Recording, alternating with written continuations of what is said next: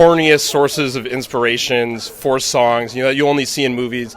But in real life, did you ever have a song that just came to you like that as it did in a movie?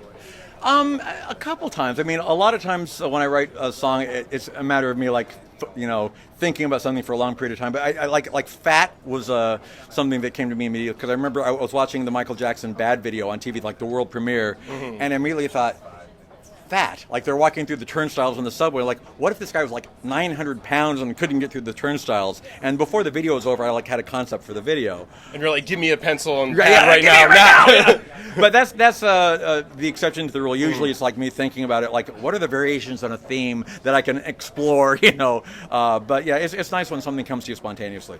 Very well. Doing very well. Nice shirt. Okay. Thank you. This is my formal Hawaiian shirt. This is the one I wear to synagogue, Very good. Yeah, excellent. So this movie is quite possibly the biggest resume booster ever. You're an action star, comedy, romance, all of that. How fun was it to just put on all those hats? Dude, it was one of the things that I loved about getting to do the film.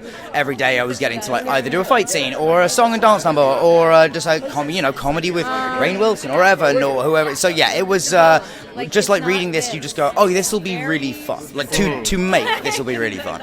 So this is, a lot of things don't really happen, and it's a parody, spoiler alert, but the thing that does feel true to a biopic is you're actually performing these Weird Al songs on stage in the costumes and set design that he actually has in his music videos, performances. What was your favorite to do, and was Al on set directing you Al at all? was on set every day. He wasn't direct. He would come in with notes very occasionally, mostly about musical stuff that we were doing. But most of the time, I think honestly my favorite one was either I Love Rocky Road, because I was never in a band growing up, and I sort of got to live out that fantasy during that scene a bit. But also Get rowdy in that scene. Yeah, exactly. But the Like a Surgeon scene as well was just like a really fun, silly dance number to learn and get to do. So that was really enjoyable as well. So you said you're never in a band growing up. Do you have any musical inclinations ever? Not now. No, the world doesn't need music from me. It's not good. It wouldn't be good. So I know Weird Al has done Star Wars parodies, all that. Have you convinced him, do a Harry Potter song?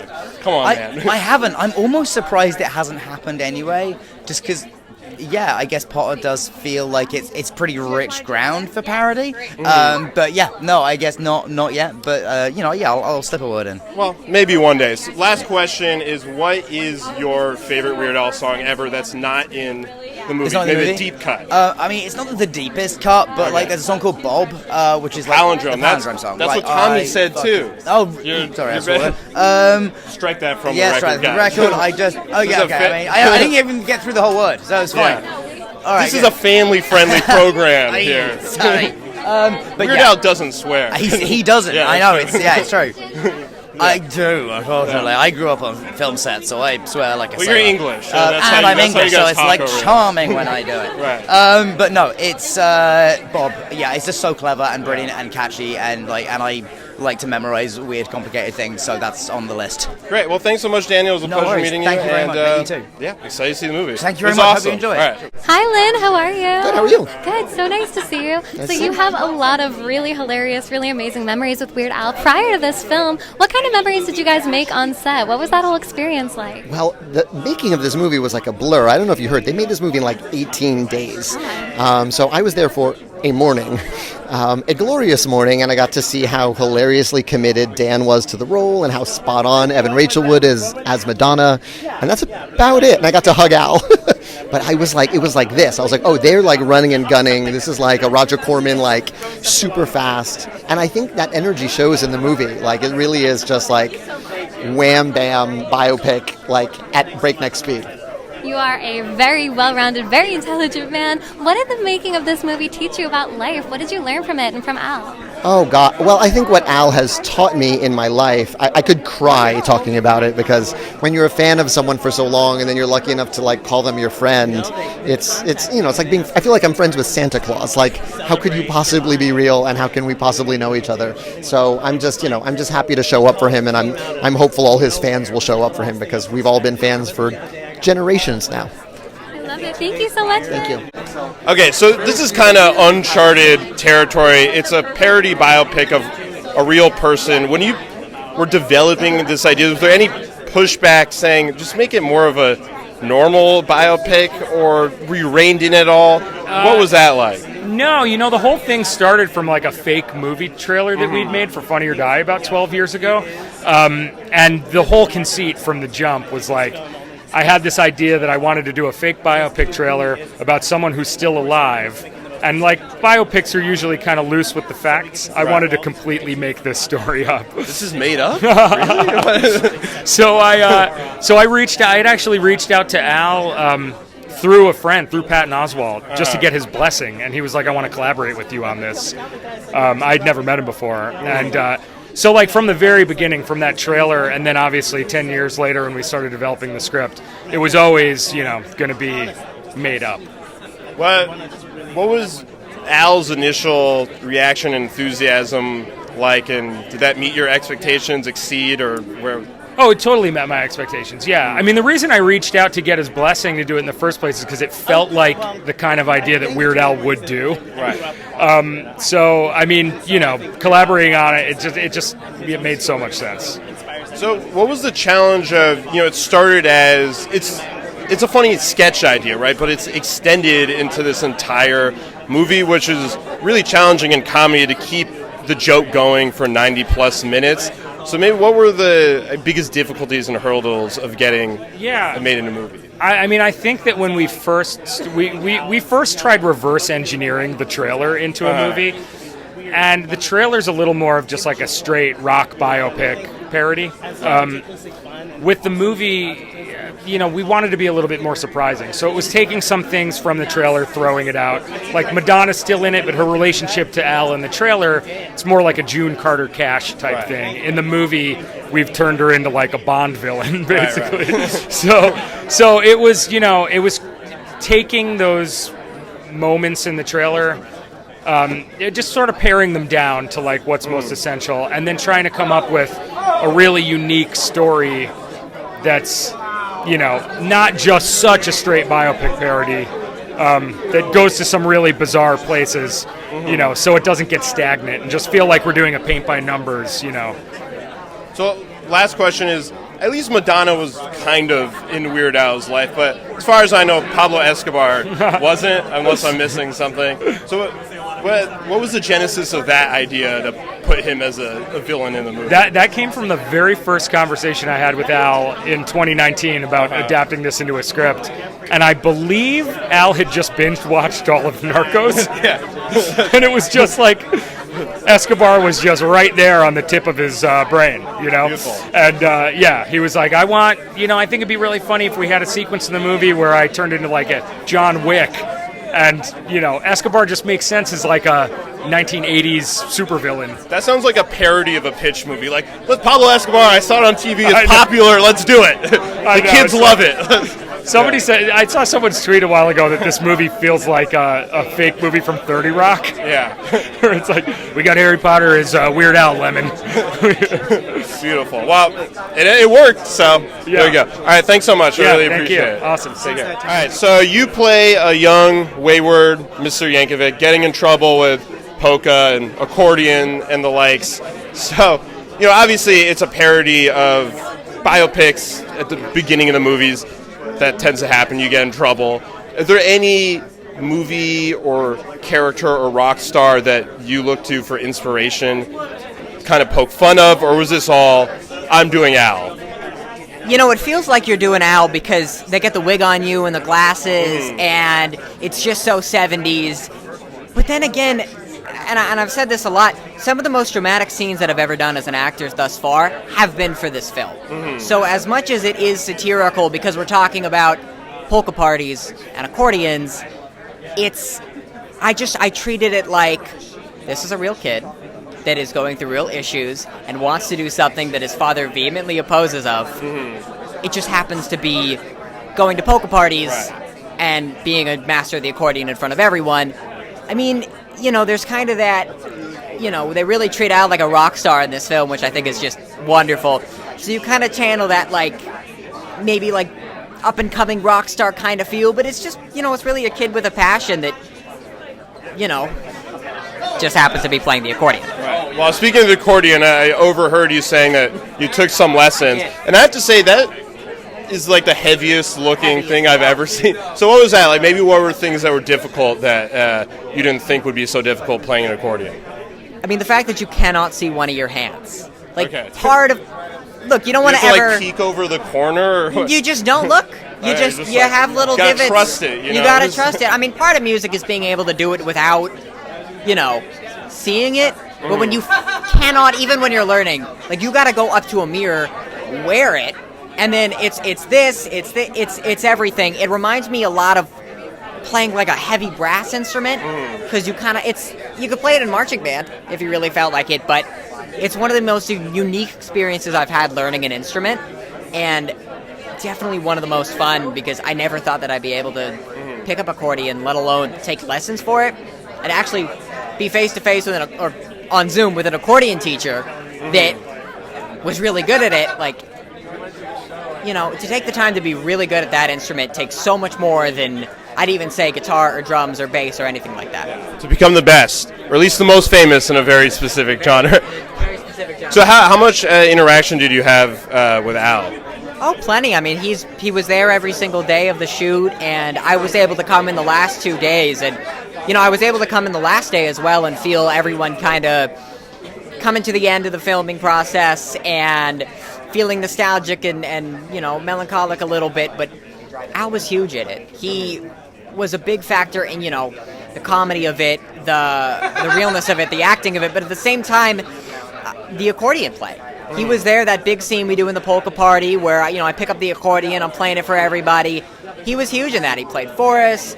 He was always standing off to the side. Gave tons of pointers. Standing off to the side, so every time I'd finish a take of pretending like I was playing it while the camera was here, I'd look at him and either he'd give me a, let's do it again, or that was great. So I wouldn't have been able to do any of this without him, and I don't think anyone else would have been able to. So last question is either worst, best, funniest, or mix of all three advice that Al gave you on set.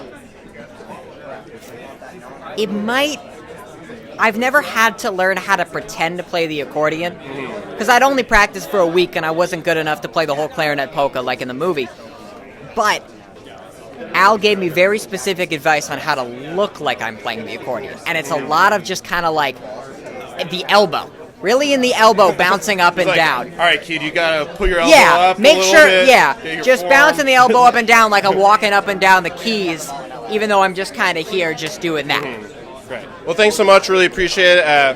The movie's awesome. Stay out of trouble and polka parties. Better not catch you again. I'll do my best. All right, it was a pleasure. Thank you. All right, doing very well. Pleasure to meet you. I grew up in Los Angeles and grew up listening to radio for the 3 hours every day we spend in traffic there. So this is, for the most part, fake. None of it's real. But were there any moments that made it into film? It's real. Yeah. Okay, yes. Sorry, it's real, guys. Yeah. Yeah. Well, what about Rainn Wilson's performance? I guess what wisdom did you impart to him? What are some pointers that you might have given I him? still haven't met him. Oh, okay. Yeah, I did not give him any advice whatsoever in portraying me. But he captured it pretty well. Yeah, I mean, he did a great job. Is this the first time meeting a lot of people here for you? Well, we had a premiere in Newport Beach, California, a couple weeks ago, which was not this big, but almost. Did you, when you first met Al many decades ago, did you ever think it would come to him being a movie star? No. That there'd be a movie about him? He was always good. The first tape he sent me was very funny. I played it on the radio right away. Did it happen like it happened in the movie, instant sensation, or? No. No, it didn't happen that fast. Right. I mean, it took about 6 years for Al to become nationally known from the first tape that he sent me. I mean, he made My Bologna, and then there was another one, Rides the Bus, and then Eat It. So in those first 6 years, can you describe what that growth was like for Al and how you saw it helped him through that? Well, every year it seemed he learned to do something new, something better. I mean, he started out just making these homemade tapes, and then he started being able to produce his own records, and then he started being able to produce his own videos. And now he's co-producer of this movie, and UHF before that. Yeah. Who knows what he'll produce next? Exactly. What's your favorite record of his? Of his? Oh, Eat It, White and Nerdy is real good. Amish Paradise. White and Nerdy might be mine. That's the one I grew up on, straight out of Linwood. Sure. I was but a 10-year-old boy. Yes. Okay. Yeah. Thank you so much. Really appreciate it, and excited to see the movie. Okay, so you, along with a lot of your co-stars here, are playing some of the biggest legends ever. Yeah. Is that a little nerve-wracking? Because you're kind of you're all making fun of them a lot. Yeah, you're like, I don't want to offend them. Or of course. Well, I mean, you get the call and you're like, oh, we want you to play Divine, and it's like, and so I had no context for any of it. Like, how was this going to be done? Was this real? Like, how true was this? I had no context. Right. And even when we shot it, I was like, I'm just going to lean into like the legacy and the fun of Weird Al, and just go, all out, throw some stuff at the wall, and see what sticks. And so. You know John Waters knew about this at all? Well, I don't know if John knew about it. So I met John over the summer when I was in Provincetown, and I never said anything to him about it because it hadn't been announced. So I wasn't like, hey, here's what I'm doing, because I'm like right now I'm like currently touring in the musical Hairspray, so that's how I know John. And so I was like, maybe I should say something, maybe I shouldn't. I didn't. I wish I would have now. Holding your tongue. You're like, I was like, hey, yeah, that damn NDA, you know. I know what to say. Yeah. But do you think he would think it was funny? I think that John is definitely in on the joke, and John celebrates. If anyone is in on this and celebrates weirdness and wonderful, it's John Waters. And so I think, like much like all of us who are in this project, who are grateful to be in this project because we all love and admire Al, I'm sure that John Waters is part of that camp. So in that scene you're in with all the people doing parodies of real life people, who made you crack up the most in their respective parodies? Yorma as Pee Wee Herman is chef's kiss. I mean, you didn't even have to think about that. Because first of all, I'm a giant Lonely Island fan. I'm a giant MacGruber fan. I'm just a big Yorma fan. I love him. I love Akiva. I love Andy Samberg. These are great people.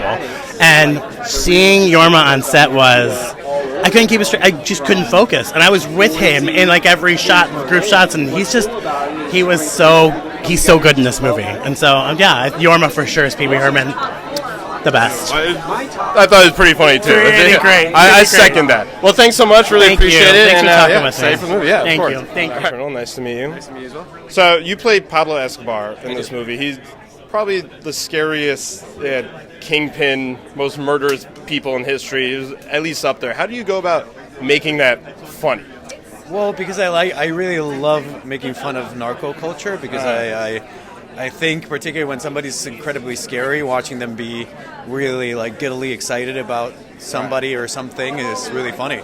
And the script was just, he was such a fan of Weird Al, and that scenario is so surreal that playing within it was just a great time.